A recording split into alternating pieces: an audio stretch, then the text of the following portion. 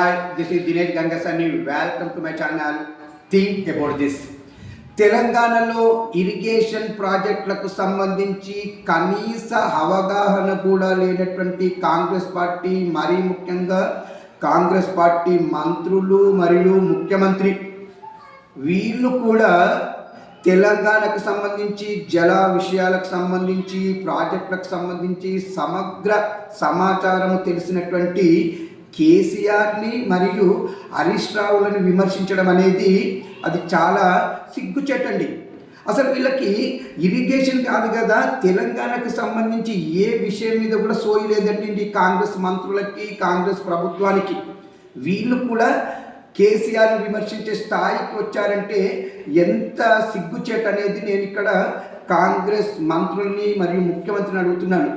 మరి మీరా చెప్పేది కేసీఆర్కి?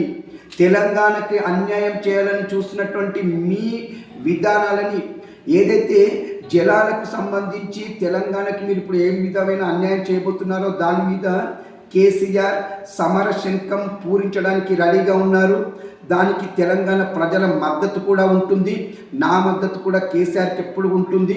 ఒక్కటి గుర్తుపెట్టుకోండి, మీరు ఇప్పుడు జల విషయాలకు సంబంధించి ఏదైతే ఆ సలహాదారుని పెట్టుకున్నారో అతను కూడా ఏ ప్రాంతం వాడో అందరికీ తెలుసు, ఆదిత్యనాథ్ దాస్ అని.